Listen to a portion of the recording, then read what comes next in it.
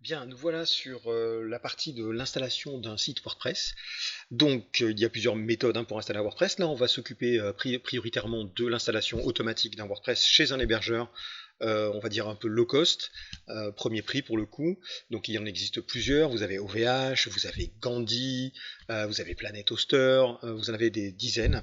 Là, je parle vraiment d'hébergement traditionnel, basique, avec nom de domaine inclus, aux alentours de 40-50 euros par an. Donc dans notre cas, nous allons prendre par exemple chez OVH leur hébergement individuel perso, vous voyez, avec la possibilité donc de mettre jusqu'à 5 sites web, avec un espace de stockage de 100 Go et avec le module WordPress. Donc je clique sur commander.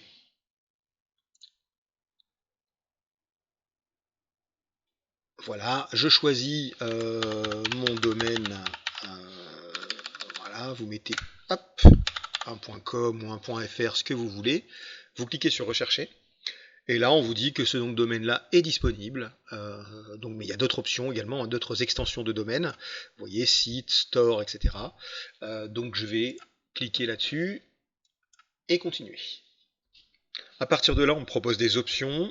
Je vous conseille de ne prendre aucune option. Si vous en avez besoin plus tard, il sera toujours temps de les ajouter à votre abonnement. Donc, je prends la sécurisation des DNS. Les DNS, hein, c'est les enregistrements de serveurs qui permettent de rediriger vos visiteurs vers le serveur chez OVH qui héberge votre site web. Le niveau de service Gold, par défaut, celui qui est inclus dans l'abonnement. Ah, alors il y a une petite erreur. Hop, voilà, je continue.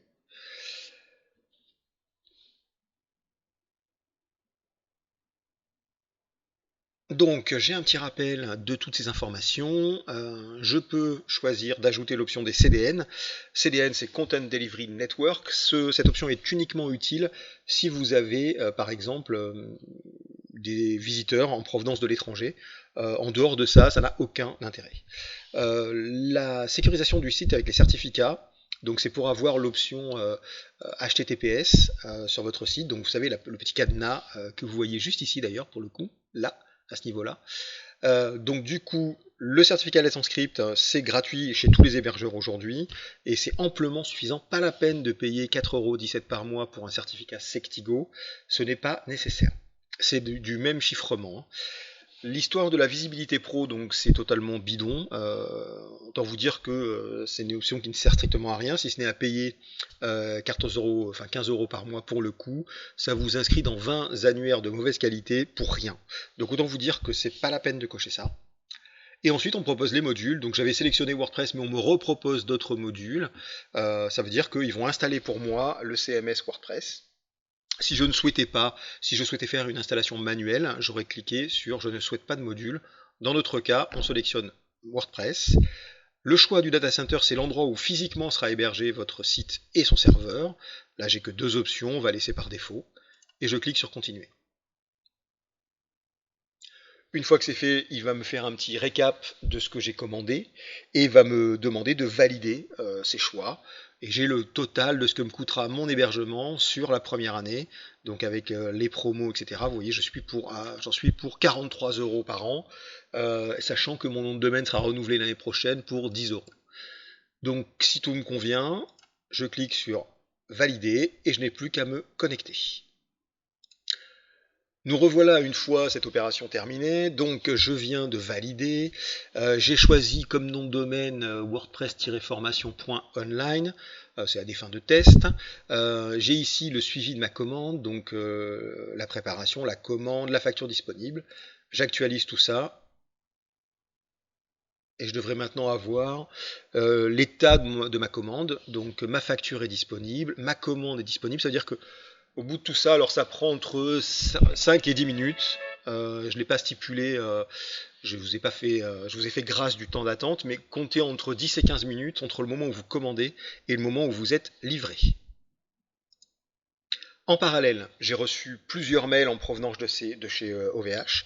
Le premier donc me dit que ma commande est en cours, etc., etc. Le deuxième m'annonce que j'ai choisi donc bien l'offre perso, que j'ai les informations concernant mon serveur, l'identifiant, le login, le mot de passe, enfin tous les éléments sont là, c'est des éléments qui sont extrêmement importants, tout ça, là, tout ce que vous voyez là, il faut absolument les conserver et ne pas les perdre.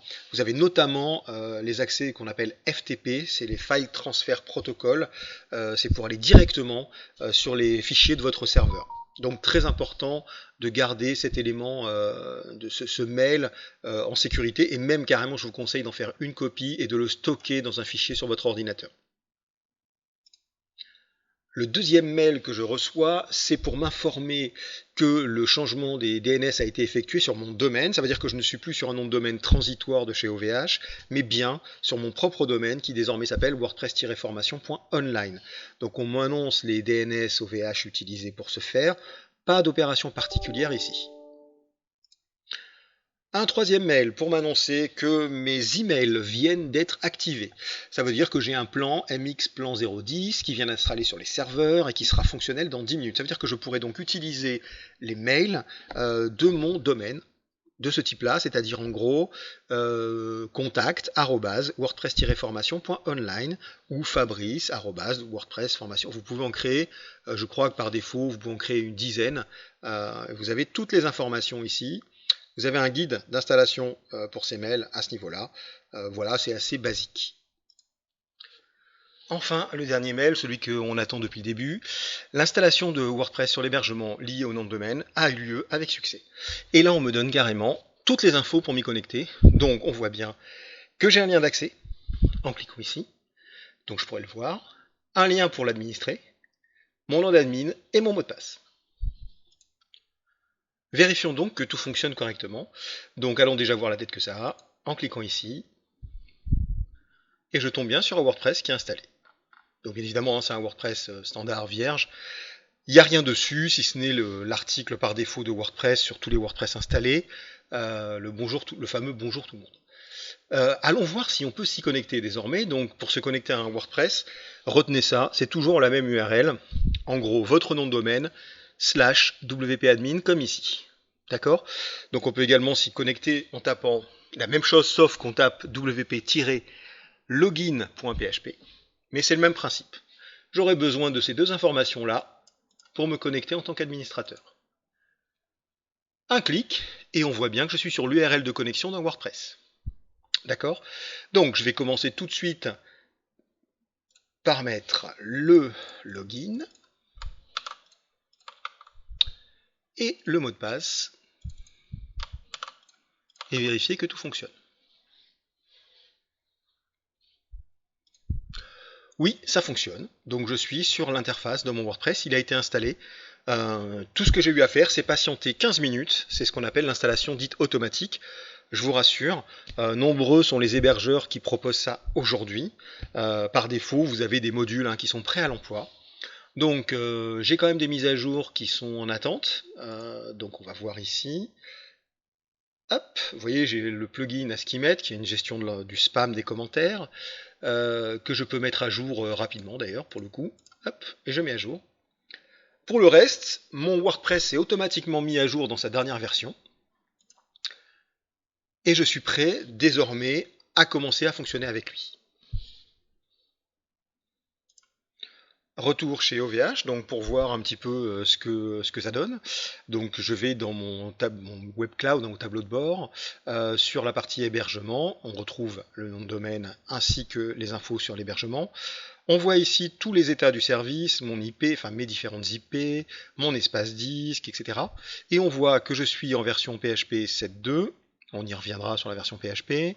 On voit que le site n'est pas encore en HTTPS parce que mon certificat SSL est en cours de création. Donc il faut que je patiente un petit peu. D'ailleurs on le voit ici, je ne suis pas en HTTPS, je suis en mode dit non sécurisé. Alors ça va venir, vous inquiétez pas, ça va venir tout seul. Et j'ai d'autres informations comme l'option CDN si je l'avais prise, mes bases de données, etc. etc. Et j'ai là plusieurs options complémentaires. Donc pour tout ce qui est mes accès FTP que je peux modifier, ça se passera ici. Voilà, je peux donc gérer depuis mon hébergeur toute la totalité de mon serveur, et c'est sur le WordPress maintenant que nous allons plutôt nous concentrer. Donc nous voilà de retour sur le WordPress. C'est un WordPress donc tout à fait standard, on est bien d'accord. Ici j'ai l'écran de santé du site qui va me donner des informations sur l'état de santé de ce WordPress. Donc là je vais avoir des préconisations. Là, on m'annonce, bien évidemment, WordPress m'annonce que je n'utilise pas encore le HTTPS, c'est pas bien. Donc il serait bien que je le fasse. Que j'utilise, ça c'est la faute d'OVH, une version obsolète de PHP, la 7.2.3. On devrait minimum être aujourd'hui en version PHP 7.4. Ça, c'est un peu le problème des hébergeurs low cost. Je devrais retirer les thèmes que je n'utilise pas, les thèmes WordPress, et je devrais retirer les extensions ou plugins que je n'utilise pas. Voilà, l'état de santé du site, alors c'est pas grave, vous voyez que je reste quand même sur une notion de bien, mais on peut mieux faire.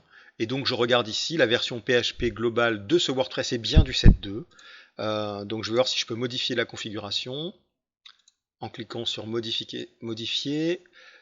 Alors, hop, et j'ai même pas la 7.4, je ne peux aller que sur la 7.3. Je valide. Voilà, la demande de modification a été prise en compte, donc logiquement, il devrait me passer en 7.4. Pour l'instant, c'est pas fait. Voilà, c'est à peu près tout. Je rajoute quand même une dernière petite chose au niveau de ce mail. Donc, comme je vous l'ai déjà dit, stockez bien tout ça. Et à terme, il sera nécessaire de changer le nom de l'administrateur, puisque admin 2104, c'est quand même pas ce qu'il y a de mieux comme nom d'administrateur. Et le mot de page, je vous conseille également de le changer. Voilà, on reviendra plus en détail dans la formation là-dessus. Donc pour l'instant, c'était l'installation d'un WordPress chez un hébergeur mutualisé low cost, en l'occurrence c'était chez OVH.